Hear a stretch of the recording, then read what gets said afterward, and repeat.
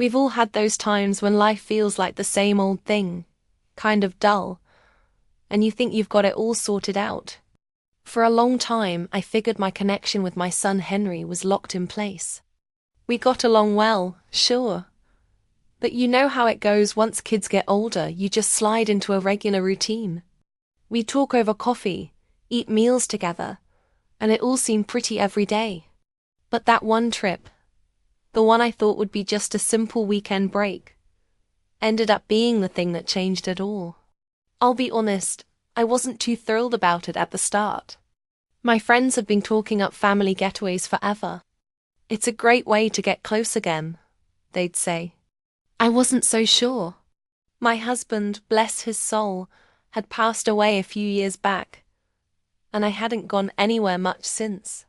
The thought of hanging out with Henry, who was in his 30s now, felt more like a habit than a fun refresh. He was a good kid, but he was also a grown man with his own busy days. It had been a while since we'd spent time like we did when he was little. But when Henry suggested a short trip to the hills, I couldn't say no. "It'll be nice for you, Mom," he said, his voice gentle in that special way only he has. And just like that, the part of me that always thinks of others first, the part that hates letting anyone down, said yes before I even had a chance to think twice. So we grabbed our things. The weekend was at a cozy cabin up in the hills. Just us two. It was the kind of spot where you could forget everything, far from the usual noise, but close enough to remember what you'd left at home. The cabin was old-fashioned but sweet, nestled on a hillside with big windows, showing an amazing view of the land below. We got there as the sun was going down, throwing a warm yellow light over everything. The cool air felt good as we got out of the car.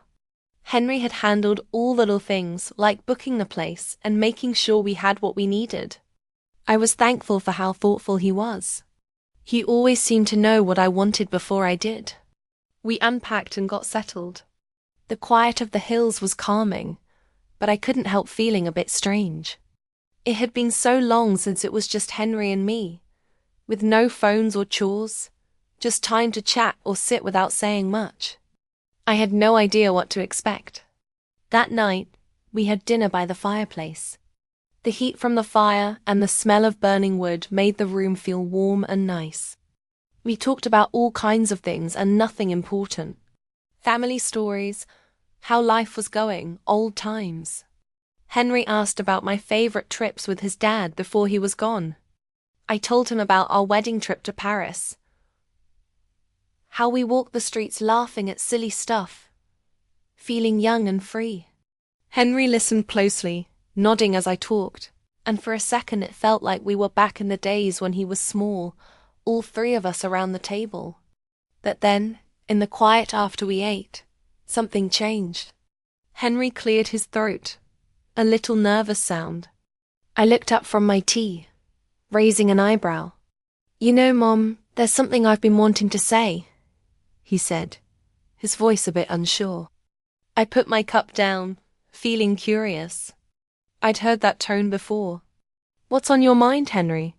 He moved in his chair, his fingers tapping the side of his mug like he was collecting his thoughts.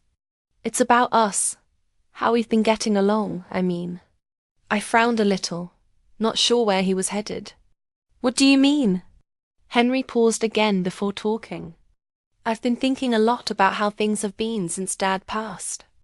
How we kind of fall into a regular pattern. I think we both got used to it. But I don't want us to miss the chance to really get close again. I've noticed we don't talk about the big stuff much, about what's really happening in our lives. And I think we should. I think we need to." I was surprised. My son had always been someone I could count on, but I never knew he felt this way. His words hung in the air, and for a moment I didn't know what to say. I looked at him, my eyes getting softer. There was something open in his face, something I hadn't seen in a long time. I felt a mix of feelings, love, sorry, and a bit of sad. "I didn't know you felt like that," I said quietly. "I'm sorry, Henry. I know I've been wrapped up in my own sadness. I didn't mean to pull away from you. Henry smiled, looking a little more relaxed. It's not about who's wrong, Mom. We just haven't talked like we used to. I miss it. I smiled back, feeling a warm feeling spread inside me. He was right. We hadn't really talked about important things in a long time. Our talks had turned to small stuff, like daily chores. We'd both been trying to fill the empty spots his dad left in our own ways, but we hadn't really connected in a long time. And right then, sitting by the fire, I realized this trip wasn't just a family break. It was a chance to find something special again, something I didn't even know I'd lost. As the night went on, we talked about all the things we hadn't said before. We laughed, we cried, and we shared the stuff we'd kept hidden deep down. There was something fixing about it, something that made me feel lighter, like a heavy thing I didn't know I was holding had finally let go. I thought this trip would be just a plain family break, but it turned into something much bigger. It was the start of something new, something I didn't expect, but really needed. As the days went by in the cabin, Henry and I started getting into a new way of being together. The quiet that used to feel heavy between us was now full of talks, little chats, big conversations, and times to think. It was like pulling back layers of a connection I thought I knew completely, only to find so much more underneath. Mornings started slow, with mugs of coffee over breakfast, watching the mist slide down the hill. We'd sit in a comfy quiet, and then Henry would always ask a question that made me stop and think about life, old times, my own worries and dreams. "Mum," he said one morning, his voice calm but serious, "what's something you've always wanted to try but never did?" I had to think for a bit. At 57, I felt like I'd done most of what I planned. Trips, raising a family, making a home. But when I thought really hard, I saw there was still a part of me with dreams I'd put away. I always wanted to try a drawing class. I said at last, the words feeling funny as they came out. But I never made time for it. Henry raised an eyebrow, looking interested. Why not? Well, I paused. Life always got busy. There was always something else to do. Work, family, the house. I never felt like I had time for things just for me. "That's sad," he said softly. "You should have done it." His words hit me stronger than I thought. The sad in his voice wasn't just about my missed chance. It was about something bigger, something I hadn't noticed before. The idea that my son, a grown man now, still saw me as more than just a mom, but as a person with dreams and things she loved. I smiled at him, even though my throat felt a little tight. "Maybe it's not too late," I said, though I wasn't totally sure I believed it.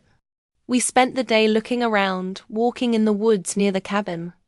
The cool fall air smelled like pine trees and dirt, and the afternoon sun made the trees look like they were glowing orange.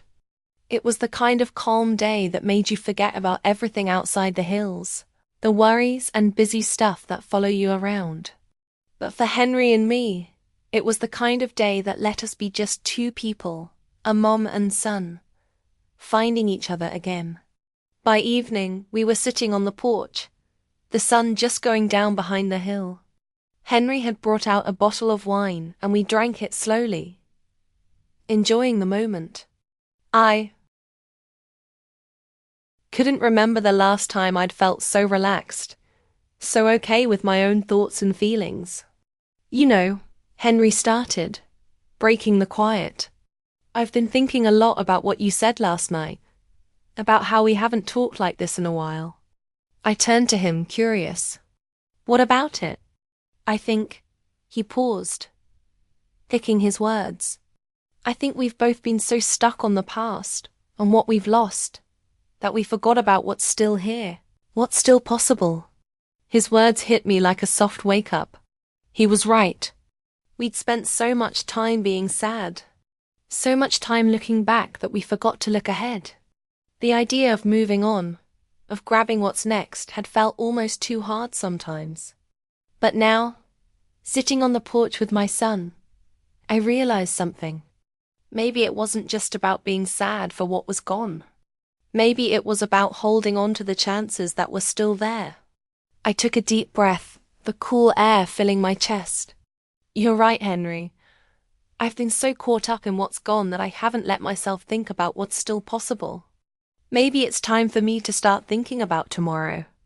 We fell into a comfy quiet again, and I felt a new kind of closeness growing between us.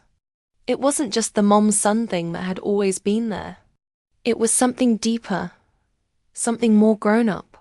We were both learning how to step forward, how to grab the unknown parts of life, even when they felt scary or unsure. That night, after dinner, we sat by the fire again. The popping of the wood was the only sound in the cabin, and it felt close, like the whole world had gotten small, just the two of us in this little quiet spot. I looked at Henry, the firelight making shadows on his face. I'm glad we came here, I said softly. This trip is more than I thought. It's giving me a chance to think, to look at things I've been avoiding for a long time. Henry smiled, and for the first time in a while, I saw him not just as my son, but as a man, someone with his own life, his own stories, and something to show me. I'm glad too, Mom. I think we both needed this, a chance to remember who we are and everything that's happened, to just be us. It was a simple thing to say, but it felt so true. In that moment, I realized this trip wasn't just about getting close again. It was about finding out who we were, both on our own and as family. And as the fire died down and the night spread around us, I felt a change inside me. I wasn't the same person who'd come up here a few days ago, and neither was Henry. We were different. Yes, but in the best way. We were starting to understand each other again, in a way that felt more real and important than ever before. The trip wasn't done yet, and I knew we had more to talk about. But for the first time in a long time, I felt hopeful about life, about Henry, about me. As the days went by, our time in the cabin started to feel like a dream. It was like the outside world didn't matter, and we were stuck in a moment where only the two of us counted. Henry and I kept talking about everything and nothing. And the more we talked, the more I realized how much I'd missed these deep, important conversations with him. We spent one afternoon walking to a nearby pond, the path twisting through trees and over little streams. The sun was higher now, and the sky was clear, a perfect blue all around us. We stopped at the water's edge, the soft waves showing the hills around us like a picture. For a while we just stood there, taking it all in, loving the quiet and the calm. You know, Henry said after a bit, breaking the quiet, I've been thinking about what you said the other night, about how you never tried that drawing class. I raised an eyebrow. Oh, and what about it? I think you should try it, he said with a smile. I mean, why not? You've got nothing to lose, right? You've spent so much time putting others first, taking care of everything and everyone else. You deserve to do something just for you. I felt a lump in my throat from his words. It was the kind of thing I'd always wanted to hear, but never thought I'd hear from him. I'd always known he was a good son, but in that moment, I realized just how much he got me, how much he wanted me to be happy. You really think I should? I asked, my voice almost a whisper. He nodded. Yes. I think it'd be good for you. You've always had a creative side, and I've seen you doodling sometimes. I don't think you've given yourself enough credit for it. I smiled softly, feeling a warm feeling spread through me. Maybe you're right. Henry stepped closer, his eyes showing the same honest feeling in his voice. I'm serious, Mom. If you want to start drawing, do it. I'll help however I can. I think it'll be good for you. I felt a big wave of thankfulness for him in that moment. He wasn't just my son. He was someone who cared about me as a person. Someone who wanted me to be more than just a mom. And it was that thought that finally broke down the walls I'd put up after his dad's passing. I'd hidden behind being a widow, a mom, a helper, and I'd forgotten that I was also Ellen, the woman who had dreams, who had things she loved, who was still here and able to grow, learn, and try new stuff. We stayed at the pond for a while longer, just enjoying how pretty it was, and the connection we were finding again. As we walked back to the cabin, I felt lighter, like a heavy thing I didn't know I had was gone. That evening, as we sat down for our last dinner in the cabin, I couldn't help feeling a bunch of emotions. The trip had been everything I didn't know I needed. I had come here thinking it would be a simple break, a way to spend a few calm days with my son. But it had turned into something much deeper. It had been a path, one of fixing, finding again, and getting better. As we ate, Henry looked at me with an expression I couldn't quite figure out. "I'm really glad we did this, Mom. It feels like we've come all the way around, you know, like we're both in a better spot now." I smiled, feeling my heart get full. "I am too, Henry. I think we've learned a lot from each other this week. About ourselves. About each other." He nodded, his face getting softer. "Yeah. And it's made me see that I want to spend more time with you. Not just on trips like this, but in regular days. I don't want us to go back to just the usual routine. I want us to keep talking, keep sharing, keep getting better together." I felt a big feeling of relief, like a heavy thing lifted off my back. I had worried in the years since his dad's passing that Henry and I would grow apart, that our lives would keep going in different ways with no real tie. But now, sitting across from him, I knew that wasn't true. We were going forward together. "I think that's a good plan," I said, my voice full of feeling. "I think we can make it happen." "I want that too." As the evening went on, we shared stories and laughs, and I realized just how much I'd missed this. I had spent so many years being sad, so many years stuck in my own hurt, that I had forgotten how to really live. But now, with Henry next to me, I was starting to remember what it meant to hold on to life again.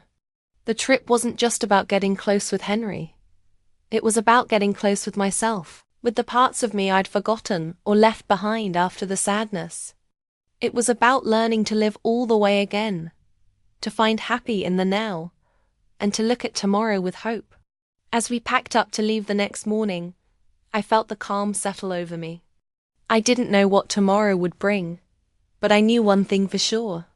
I wasn't by myself.